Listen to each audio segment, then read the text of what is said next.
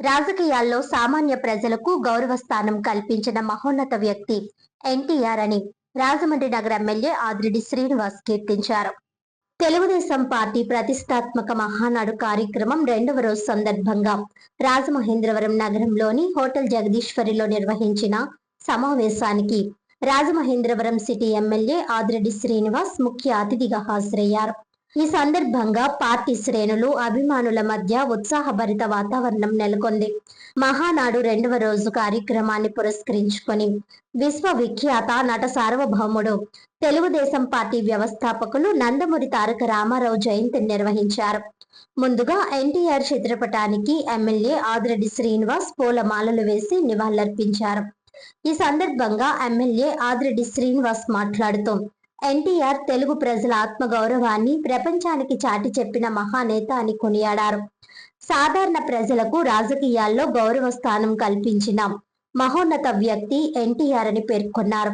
అనంతరం MLA Adireddy Srinivas party నాయకులు, కార్యకర్తలు, అభిమానులకు ఆయనే స్వయంగా మధ్యాహ్న భోజనం వడ్డించి వారితో కలిసి భోజనం చేశారు. ఈ సందర్భంగా నాయకులు, కార్యకర్తలు పెద్ద సంఖ్యలో పాల్గొని మహానాడు వేడుకలను విజయవంతం చేశారు. అన్న నందమూరి తారక రామారావు గారు విశ్వవిఖ్యాత నట సార్వభౌముడు. ఆయన యొక్క జయంతి వేడుకలు జరుపుకోవడం జరిగింది. వాడవాడలా జరుపుతూ ఉన్నారు. ఉదయం నుంచి అనేక మంది వీరందరూ కూడా ఈ యొక్క పార్టీకి వెన్నంటే ఉంటూ నడిపిస్తున్నారా? ఏనాడు కూడా రాజకీయ పార్టీలో చేసే కార్యక్రమాలు కనబడరు. కానీ ఈ రోజున అన్నగారికి నివాళులర్పించేటప్పుడు బయటకు వస్తూ ఉన్నారని చూసి ఆశ్చర్యం కలిగింది. అంటే అన్నగారి పట్ల ఉన్న అభిమానం, ఈ పార్టీ సుదీర్ఘంగా ఈ 4 దశాబ్దాలు రాజకీయ పరంగా కానీ తెలుగు జాతి యొక్క ఔన్నత్యం కోసం కానీ కృషి చేసిన విధానాన్ని ప్రజలు గమనిస్తూ ఉన్నారు. మనం చూసాం గత 5 సంవత్సరాల పరిపాలన ఏదైతే గత వైఎస్ఆర్సీపీ పార్టీ వారు చేస్తున్నారో, తెలుగువాడు ఎక్కడికి వెళ్ళినా కూడా అవమానపడే విధంగా, ఎదుటివాడు హేళన చేసే విధంగా, నీ రాష్ట్రానికి రాజధాని ఏంట్రా అని అడిగితే సిగ్గుపడే విధంగా, ఎటకారాలు చేసుకునే విధంగా, గొంతులున్న రోడ్డులు, పరిశ్రమలు పారిపోతా ఉన్నాయి మీ రాష్ట్రం నుంచి అని మాట్లాడుకునే రోజులు. మరలా ఈ రోజున ప్రజలందరూ కూడా ముక్త కంఠంతో తెలుగుదేశం పార్టీతో పాటు ఈ కూటమి ప్రభుత్వాన్ని ఆశీర్వదించారు. ఆశీర్వదించిన దగ్గర నుంచి కూడా ఈ రాష్ట్రానికి ఒక రాజధాని తీసుకొచ్చాం, గొంతలు లేని రోడ్లు తీసుకొచ్చున్నాం. తెలుగువాడు ఎక్కడైనా సరే గర్వంగా నేను తెలుగువాడిని, నా రాష్ట్రం ఆంధ్రప్రదేశ్ రాష్ట్రం అని గర్వంగా చెప్పుకునే విధంగా పరిపాలన అందిస్తూ ఉన్నాం. దక్షిణ భారతదేశంలో అనేకమైన రాష్ట్రాలు పోటీ పడ్డాయి గూగుల్ లాంటి ప్రతిష్టాత్మకమైన సంస్థను తెచ్చుకోవడానికి. కానీ మీరు గర్వంగా ఎవరైనా తెలుగువాడు ఎక్కడున్నారు సరే చెప్పచ్చు. గూగుల్ ఎక్కడికి వచ్చిందిరా అంటే నేను తెలుగువాడిని, నా రాష్ట్రం ఆంధ్రప్రదేశ్కి వచ్చింది, మా నాయకుడు నారా చంద్రబాబు నాయుడు గారు తీసుకొచ్చారని గర్వంగా చెప్పుకోవచ్చు. రాయల్ ఎన్ఫీల్డ్ని ఉదాహరణగా తీసుకోండి.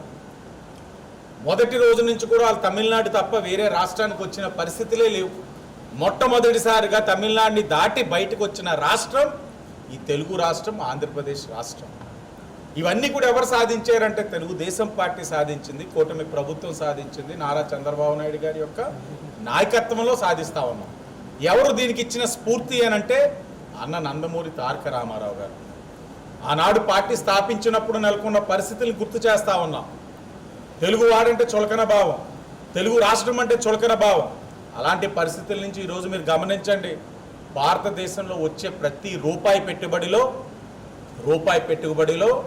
25 పైసలు అంటే 25% షేర్ ఈ ఆంధ్రప్రదేశ్ రాష్ట్రం తీసుకోగలిగింది అని అంటే ఆ విధమైన పరిపాలన అందిస్తూ ఉన్నాం.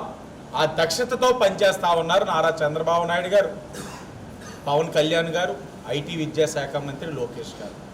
ఒక్కటే చెప్పదలుచుకున్నాం, ఈ పార్టీ అన్న నందమూరి తారక రామారావు గారు స్థాపించిన పునాదుల మీద నడుస్తూ ఉంది. ఆయన సిద్ధాంతాలని ముందుకు తీసుకెళ్తా ఉన్నాం. 4 దశాబ్దాలైనా కూడా ఈనాటికి కూడా కార్యకర్తలే అధినేత అనే ఆలోచనతో పనిచేస్తున్న ప్రాంతీయ పార్టీల్లో ఉంది ఏదైనా పార్టీ అని అంటే ప్రాంతీయ పార్టీల్లో తెలుగుదేశం పార్టీ.